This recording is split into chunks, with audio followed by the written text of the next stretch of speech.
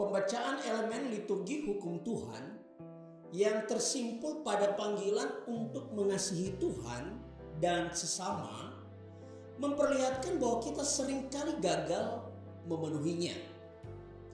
Untuk itu dengan penuh rasa sesal dan malu, sepatutnya kita merendahkan diri di hadapan Tuhan, mengakui dosa-dosa kita.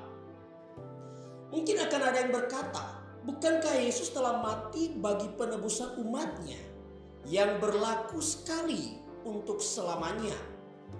Semua dosa kita di masa lalu, sekarang, dan di masa yang akan datang telah diampuni.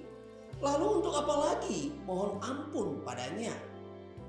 Ya, secara yuridis atau secara hukum, status kita adalah umat tebusan.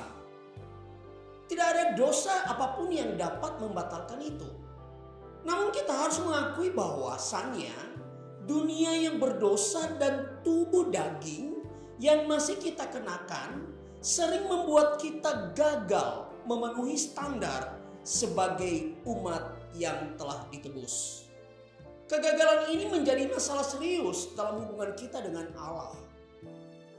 Pengakuan dosa dalam liturgi ibadah bukan formalitas, bukan basa-basi, apalagi kalau dianggap sebagai rutinitas tanpa makna.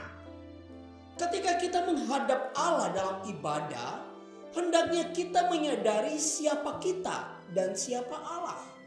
Kita berdosa dan Ia kudus. Tidak mungkin kita bisa menyembahnya dalam kondisi berlumuran dosa. Itulah sebabnya pengakuan dosa penting sekali dilakukan supaya hubungan kita dengan Allah dipulihkan kembali dan kita dapat menyembahnya dalam damai sejahtera. Perlu juga ditegaskan bahwa elemen liturgi pengakuan dosa tidak boleh dianggap sebagai alat cuci dosa. Jangan berpikir bahwa kita bisa bebas berbuat dosa karena toh nanti akan ada selalu kesempatan untuk mengaku dosa.